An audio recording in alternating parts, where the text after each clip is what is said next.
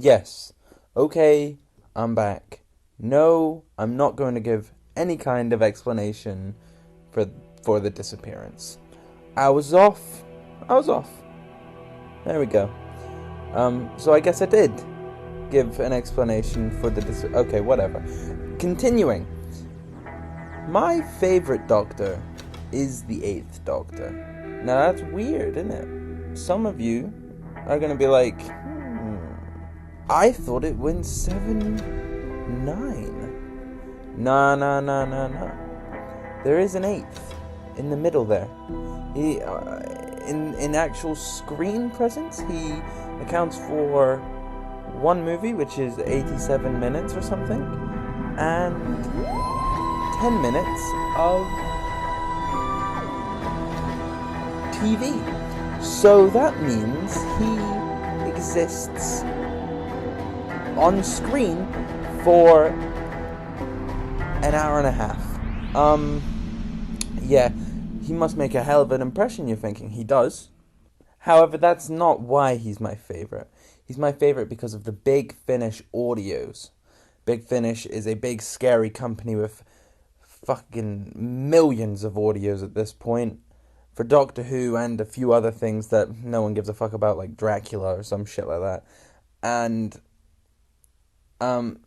since the dawn of time, it seems, Paul McGann, his Eighth Doctor, has been doing audios for Big Finish.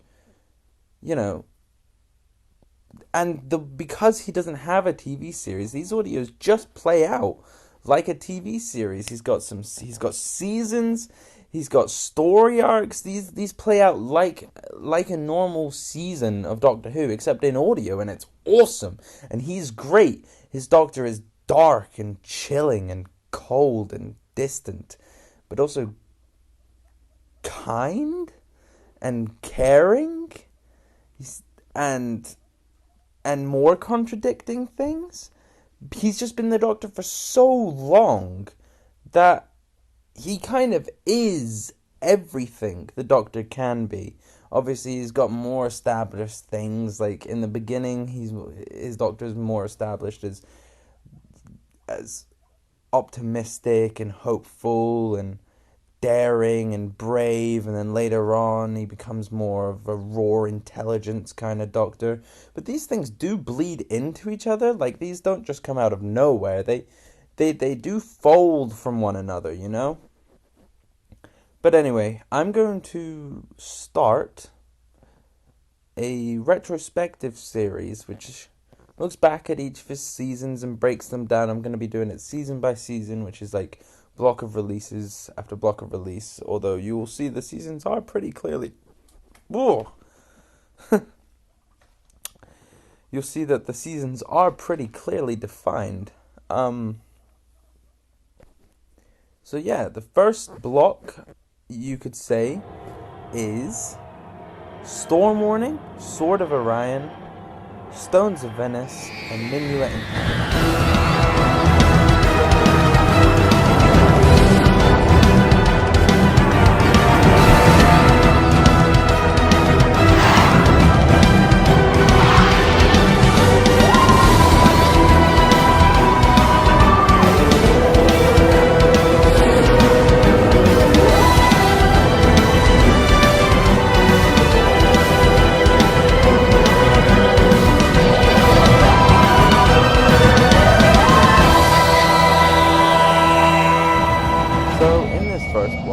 Start with Paul McGann's first story of his entire Big Finish range. Big Finish were clearly very proud when they finally got Paul McGann on, and they gave him a very bland story. Actually, it's kind of boring. I'm very glad I stayed on past that and got hooked, because it is not a very great, and it's no 11th hour, right? That's bottom line. It's not even close. It's a good Charlie story, I guess. She's good in it. Paul's McGann's good in it, but really it's just the Doctor, chasing a vortisaur, which is a space pterodactyl. I'm gonna say that as normally as possible, through the vortex, and then he finds it at the R-101, which is a big airship that crashed and killed everyone aboard. And on this ship, you know, it's not just a normal ship, because it's Doctor Who. This historical ship also has aliens, and these aliens are evil. So the Doctor comes and he sorts all that shit out, and he befriends this girl named Charlie, and he saves her, which is a decision he immediately regrets, and then actively tries to put it to go, okay, well, I'll just put you back so you can die, and the whole world can be okay again. But he convinces himself not to, and that is the start of basically 4 seasons of story. All starts there, because the Doctor decided to spare her and, destroy time, basically. Which I like. I like the ending. The ending is very good. There's also this bit just before the ending, where one of the soldiers, and this bit has stuck in my mind. I didn't even need to rewatch it for this, but this bit, it's stuck in my mind. It's very, very, very well placed and ordered, and the sounding is very nice on it. And, he's holding the Doctor at gunpoint, and there's this kind of confrontation between them, and it is excellent. Also, spoiler warning, because I didn't give one, and I just feel like I needed to. So there you go. With the next story, Sword of Orion. Oh, I really wanted to like this one, because it's Cybermen, and Cybermen are my favorite. But I just couldn't. I'm sorry, Sword of Orion, you're completely normal. But this is like the bus formula at its like peak bland. Like this is like peak bland. It's just exactly how you think it's gonna go, apart from one tiny twist at the end. It's just exactly how you think it's gonna go. There are Cybermen, and they are dormant, and then something happens which wakes up the Cybermen, and you're like, oh, okay. Fair enough then. Alright. Didn't think that was gonna happen. I mean, like, it's fine. It's nothing. It's not hurtful. I think, hold up. Yeah, I think it's Nicholas Briggs on the writing, but it's just painful at this point. Like, 2 stories in and we haven't got a banger yet. Just a bit disappointed, really. So the Doctor and Charlie go to this abandoned space station. Well, like, obviously they didn't. I don't think they didn't plan to, right? They've arrived on this space station, and these soldiers, and there are dormant Cybermen, and the 8th Doctor's like, hey, yo, there are Cybermen, and Charlie's like, what the fuck are Cybermen? Which is important, because they're also in her last story, thematical. And why they didn't pick the aliens from Storm Warning, I don't know, because maybe they don't have any Poe. Right, back to the point. And then shenanigans ensue, and a bunch of people start dying. And of course, the Doctor is blamed. Yeah, you can see what I mean, like, he's a spy, all the classics. Out of the lot of them, Stones of Venice is the one that I had to listen to again the least. Like, I can remember Stones of Venice so vividly after that first listening. Oh man, it is like ingrained into my brain. It's so immaculate. The way the setting is described by the characters is just so vibrant. Like the dungeons, where like the cultist lives, to like the canals where like the fish cunts live, to like the palace where the hierarchy lives.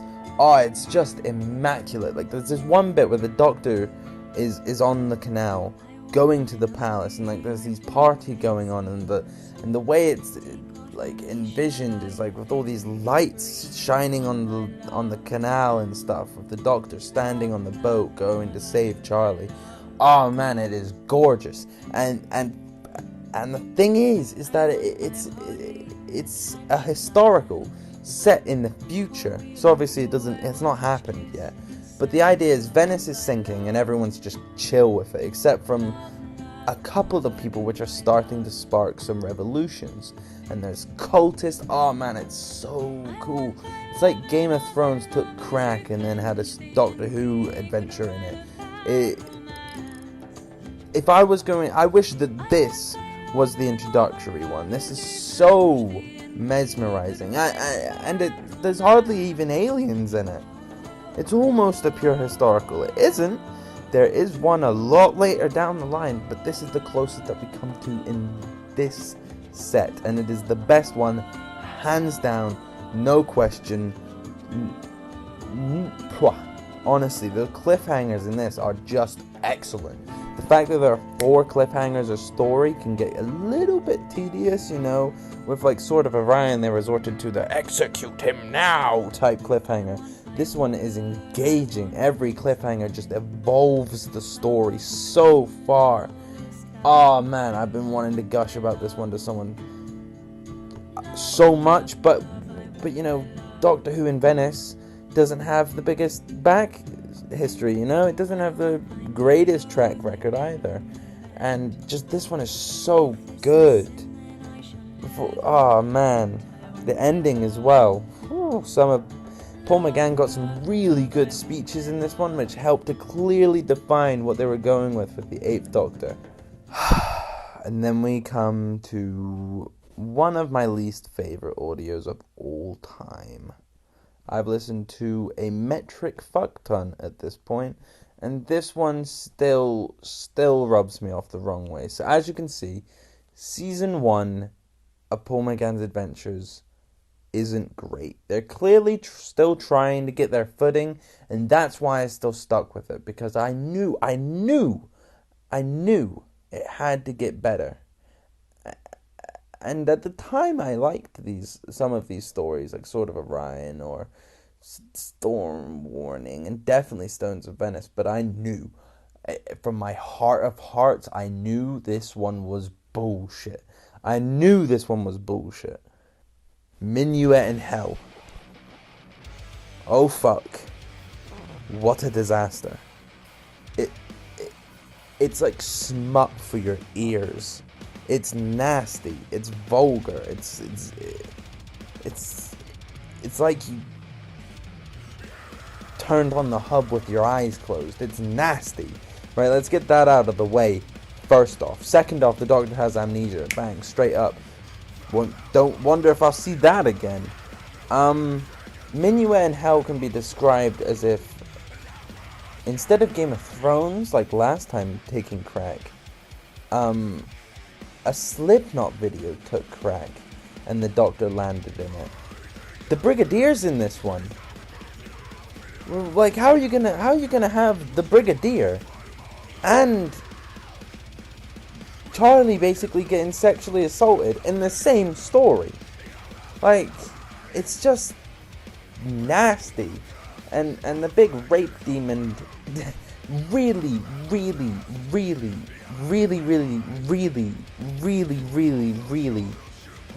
doesn't do anything for this story to make it more interesting. I've heard people say, oh, it's just so fun. It's not fun. It's not fun, is it, Bob? It's boring. That's the worst bit. It's all these nasty things, like it's a Slipknot video on acid, but it's the boring version of that. Like, it's a Slipknot video on acid after he passed out 2 minutes in. You know, it's not good. It's just not good.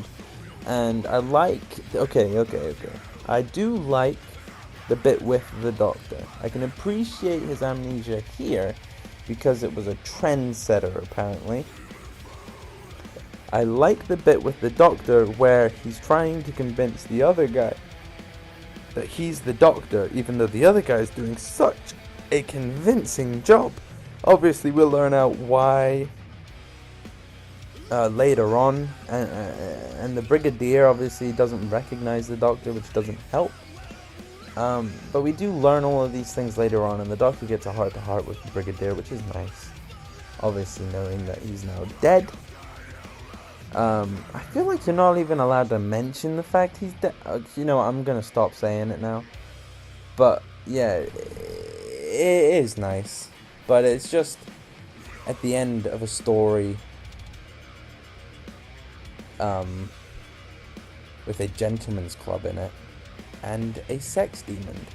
So take that as you want. And with that concludes the first season of the 8th Doctor. The second season is my preferred one. I think it's just so much more everything. I'm going to have a much better time and a much more interesting